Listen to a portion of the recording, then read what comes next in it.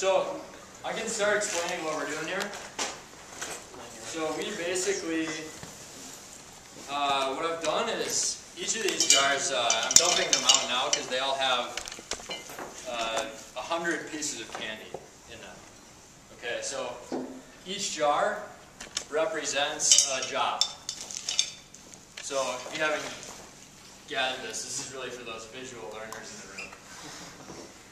So you can see everything where it goes, and I even got some bright colors for you to stay excited about it. So I'm going to explain what each jar is, and then I'm going to explain to you how the financials work from now until the summer, and then how the summer financials work. Personal expenses. So this would be what we did earlier in that exercise, the personal expenses that you need to pay for out of your business. Right? So if you had on there $1,200 or whatever for rent and cash flow stuff, that's what this jar is. The bank is kind of like a holding tank. Right? So it really, it's not profit in the bank. I have a separate profit jar, but this would be where if you have money in your bank, say you go book work and you get money in your bank account in 2 weeks, that doesn't mean it's profit. It's just money sitting in your bank. Okay, so that's what this jar is. Profit is after you've actually realized profit. And here we have overhead jar. There's two lines. Okay, the bottom line is your college pro cash flow at overhead. Okay, the top line is your non-college pro cash flow at overhead. So somebody asked, what are the things that we cash flow? So here they are. TLS is the 1-800 number that you have access to. It's $975. So if you don't know these, you should write these down. They are also on your the overhead document that we went through earlier. Yeah, then we have the painter fund, which is $300. That's to recruit your painter. Marketing fund is $1,000. So that's actually going to be spent on each of you. That's basically $1,000 that we're going to cash flow and make sure is spent in each of your zip codes.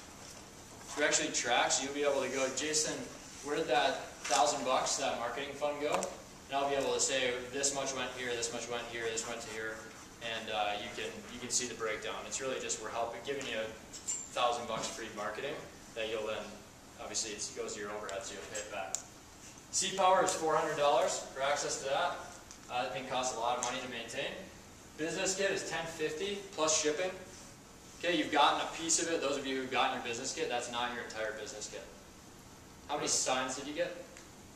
2 boxes full. 2 boxes. So you got a bunch more signs coming. And you have a production kit that has all the stuff you need for production.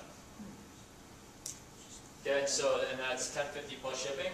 And then cold call cash flow, whatever you have us help you with for cold calling. So I didn't put a value up there because it'll be different for each of you.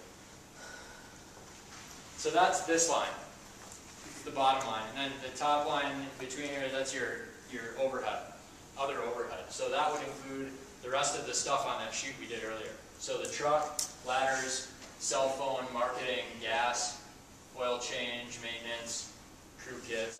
So that's this jar. Royalty rebate.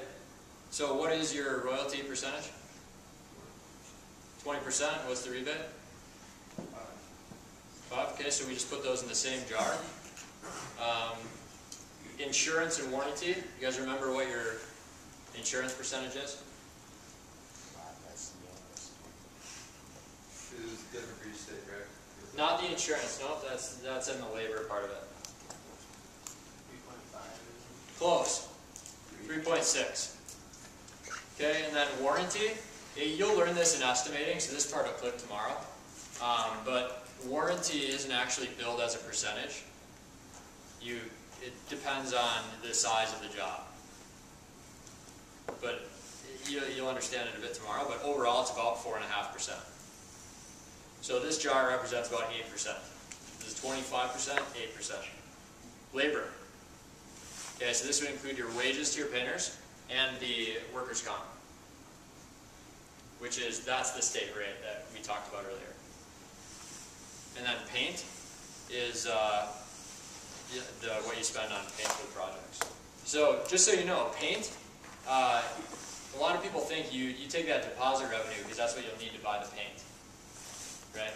That deposit revenue helps you get your business going. Paint, you have accounts set up at Sherwin-Williams when the summer starts.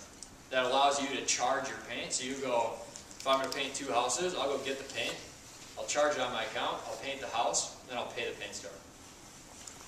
Right, so we have a good partnership with them, so they help us with the cash flowing of the business as well. Questions on what the jars are? Okay, so let's, what we're going to do here is go through when you book a job. Okay, so right now we're pre-summer, so we're not even going to look at these jars. Because we're not paying any money into those jars until we start actually producing houses. So this is now until 15th of May. Alright, so how much did we say you would take in a deposit? If I go and book this job, right here, next weekend, like all you guys are going to do. They got 10 pieces, or 90 pieces, so 10 pieces for the down payment. Yeah, so that's the revenue that's coming in. Okay, so 10 to 15. If you can get by with 10, get by with 10, because then you collect 90 at the back end and you'll have more money. But if you need the 15, take 15. Okay, so that's 5, 10, 15 pieces of candy here. Alright, so where's that going to go? 10 goes to your overhead. Yep, 10 goes to the overhead. So technically it all goes in the bank temporarily. Okay, but 5 of it's going to stay there. 10 of it's going into my overhead. Right, so you're already starting to inch up. Okay, then we got 85% left on this job to collect when it's done. Okay, so I'm just going to rifle through this quick here. So we go book another job. Say this job we collect just 10%. Right, we've got enough cash flow in the bank, we haven't spent it yet, I can get by with 10%. Take that, goes straight there. We have 90% left on this job. How much should we take on this one? 20, so big. I don't want you taking 20% of 5. 12, we're not going to do half a candy. Let's say 13%. Okay.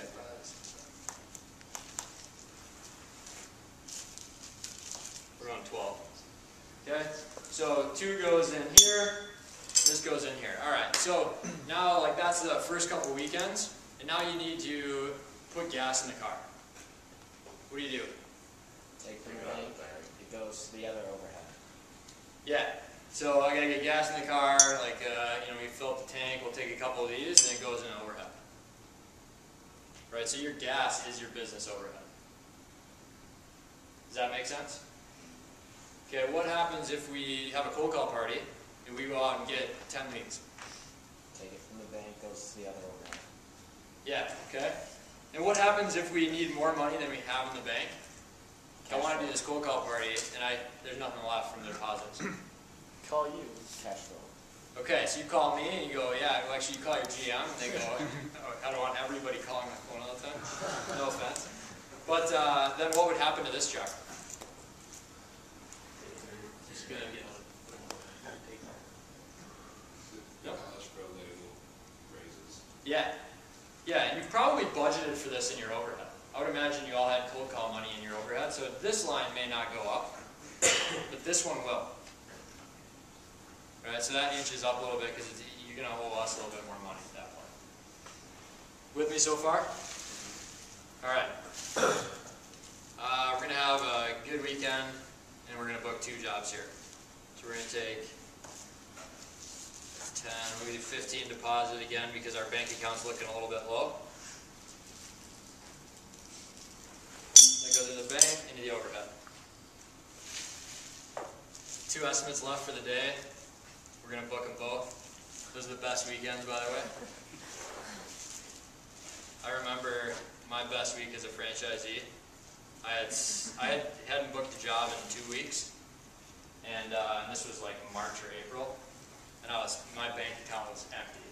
Right, and I was pretty frustrated at that point. We went 7 for 7 on a Sunday to round out the week. It's a lot of jing into the bank account. All right, so we're going to do 15% again here. Okay. I always do that. I count them and then I put them all together.